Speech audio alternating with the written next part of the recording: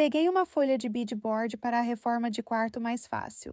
Cortei ao meio e marquei os pinos da parede com fita crepe. Passei adesivo de construção e instalei o beadboard nas paredes. Usei preguinhos finos nos pinos para fixar. Enquanto a cola secava, você deve notar que pintei as partes de baixo do beadboard antes da instalação. Assim, não precisei me preocupar em chegar muito perto do rodapé ao pintar, o que funcionou muito bem. Adicionei uma placa de MDF em cima, preenchi furos de pregos com massa para drywall e as emendas do beadboard com calafetação, após secar a calafetação. Nas extremidades, pintei os cantos da mesma cor da parede para cobrir a calafetação que tocava nela.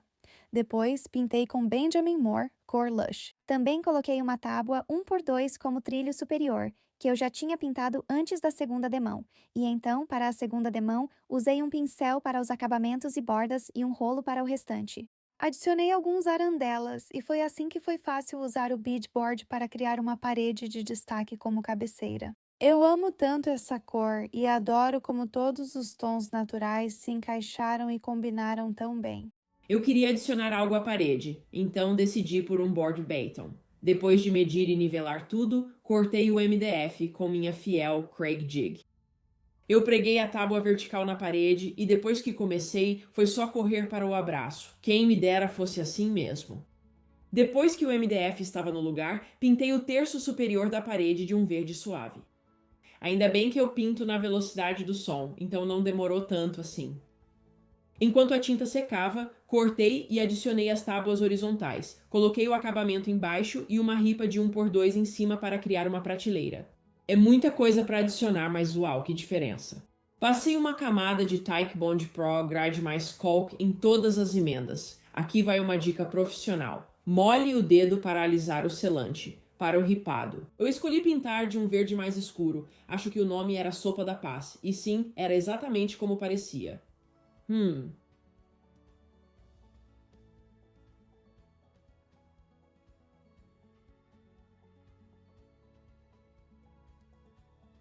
Agora estamos na reta final. Vou colocar azulejos no chão, então precisei pôr uma membrana antes. Depois disso, comecei a instalar os azulejos. Sempre amei o piso de pastilhas e achava tão legal quando as lojas tinham seus nomes escritos nos azulejos. Mas eu não queria escrever nosso nome, então escolhi a palavra bem-vindo.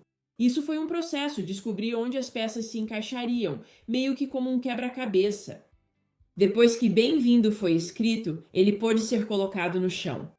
Também admito que, ao começar, percebi que estava de cabeça para baixo e tive que recomeçar, mas sem problemas. Isso foi muito demorado. Mas espere só, os azulejos estão colocados, agora é hora de pegar.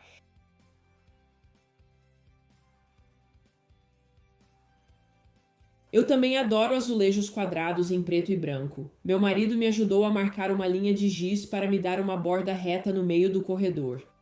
Misturei a argamassa e era hora de colocar os azulejos. Apliquei a argamassa fina enquanto assentava cada azulejo. Esse método é mais lento, mas garante que a argamassa não seque antes de colocar o azulejo. Também uso um nível longo para manter as bordas dos azulejos retas. Após 24 horas, a argamassa fina secou.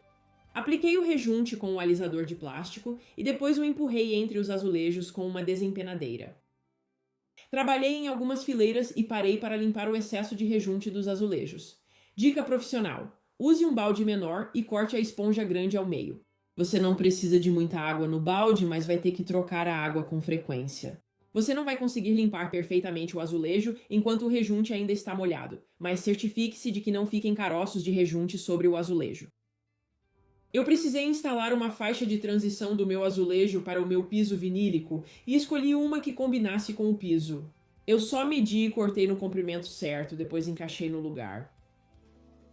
O que achou da minha entrada agora? As paredes brancas e o piso de madeira danificado foram embora. Deixo minha porta da frente sempre aberta, então quem passa em frente de casa pode ver como ficou legal. Corri até a loja de ferragens e peguei várias molduras de tijolo. O primeiro passo para montar minha parede de cabeceira do chão ao teto foi definir o espaçamento. Eu usei a cabeceira pequena que já existia como guia e coloquei duas molduras de tijolo em cada lado. Prendi as peças com fita de pintor temporariamente para poder ajustar e garantir que estavam como eu queria. Depois de terminar, afastei as coisas e fixei a moldura de tijolo com a pistola de pregos. Com as bordas externas prontas, o próximo passo foi definir as peças centrais. Levei tempo para garantir espaçamento uniforme. Quando fiquei satisfeita com o resultado, também prendi aquilo no lugar com a pistola de pregos. Eu usei massa de calafetar e apliquei ao longo da lateral do acabamento de tijolos. Assim tudo ficaria bonito, finalizado e uniforme.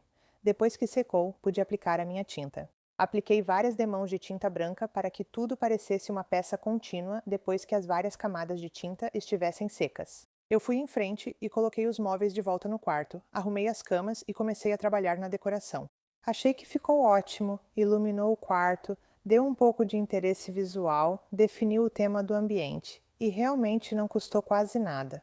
Fui à loja de ferragens, comprei ripas de madeira e, ao voltar ao apartamento, medi a parede, cortei e tingi a madeira. Usei luvas e um pano. Adorei a cor escura. Deixei as peças secarem e comecei. Certifiquei-me de que a primeira peça estava nivelada. Descobri que medições verticais são chamadas de prumo e horizontais de nível. Garanti que a peça estava no prumo e usei uma pistola de pregos para fixá-la na parede. Após colocar a primeira peça, usei outra como espaçador e fixei a seguinte. O 1x2 facilitou e agilizou o trabalho. Fixei todas as tábuas verticais no lugar. Usei 13 peças na parede, mas você pode usar quantas quiser para seu espaço. Muitas paredes ripadas terminam no topo, mas já vi algumas indo até o teto e gostei. Fixei as peças no teto, encostadas umas nas outras. Essas peças podem ser cortadas em ângulo para um acabamento mais uniforme, se quiser. Cortei as ripas para não bloquear a tomada. Deixei espaço para garantir que a madeira não atrapalhasse nada volumoso a ser conectado. A parede ripada estava ficando bonita, mas eu queria deixá-la mais única adicionando luz. Usei fitas de LED com controle remoto. Essas foram muito fáceis de usar porque têm um verso adesivo e podiam ser coladas diretamente na madeira. Eu removi o verso adesivo e colei as fitas ao longo da parede e também nas peças do teto. Optei por instalar as luzes em linhas alternadas, mas qualquer padrão pode ser usado conforme a preferência. Ligar pela primeira vez foi emocionante. As luzes mudaram de cor com o controle remoto, e minha favorita foi a azul fria. Adicionei mais itens ao quarto, como prateleiras combinando, cortinas e uma cama. Adoro como as ripas e luzes deixam o quarto exclusivo. Espero ter inspirado você a criar um painel incrível para seu espaço. O que eu fiz foi pegar um cobertor que vai combinar exatamente com o que eu quero para o quarto. Então agora vou espalhar tudo assim. Isso vai sobrar, mas resolvemos depois. E o que eu fiz foi já cortar previamente a madeira que eu precisava, 60 polegadas de largura e 34 polegadas de altura. Dessa forma, eu consegui usar uma tábua de 8 pés para fazer 2 lados. Então, a primeira coisa que vamos fazer é pegar a madeira que já cortamos previamente, vamos montar a estrutura exatamente assim e precisamos fixar essas partes. Você pode usar qualquer tipo de grampeador, eu tenho um grampeador pneumático, então vou usar esse. E eu simplesmente coloco eles na lateral. Assim mesmo, 3 deles já são suficientes, desse jeito vai funcionar muito bem.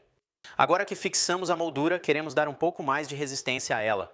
Então, com certeza, o que você pode usar são aqueles palitos de mexer tinta comuns ou palitos de tinta, coloque-os em um ângulo de 45 graus e, novamente, é só grampear ali, isso vai te dar o suporte que você precisa. Agora que terminamos a moldura, tudo o que precisamos fazer é pegar o nosso cobertor e vamos enrolá-lo em volta da moldura e ajustar. Grampeie de cima a baixo, segurando no lugar. Você vai querer garantir que está o mais reto possível com o desenho do tecido. Tem um pouco de sobra na parte de cima e embaixo, o que não tem problema. Porque o que vamos fazer depois é cortar esse excesso, então vamos continuar grampeando. E não precisa ser muitos grampos, porque você não vai puxar isso. Esse vai ser um design que vamos colocar na parede. Agora que já fizemos a parte de cima e um dos lados, vá para o outro lado, vamos virar e grampear esse também. Beleza, então o que eu fiz agora foi virar isso aqui. Porque já grampeamos a parte de cima e os 2 lados. E essa é a parte de baixo, ou pode ser a de cima. Você que decide. Tem um excesso aqui, então tudo que você precisa é de uma tesoura para cortar esse excesso. Lembre-se, isso vai ficar encostado na parede, não precisa ser o corte mais perfeito. Só precisa ter o suficiente para grampear. Então vamos lá e cortar esse pedaço. E então o que vamos fazer é grampear tudo ao longo do topo, aí vai estar pronto para os fixadores. Certo, agora que já grampeamos tudo, está bem firme. O que vamos fazer no final é colocar uma moldura de madeira em volta. Depois vamos colocar alguns suportes para pendurar e voltamos para mostrar o produto final. Então aqui está o nosso projeto final. Ficou ótimo, as cores combinaram com o que queríamos e ficou excelente como cabeceira. Também pode ser usada como peça de arte. Cobertores ou tapetes emoldurados ficam lindos. Ficamos felizes com sua presença e esperamos vê-lo novamente no Home Talk.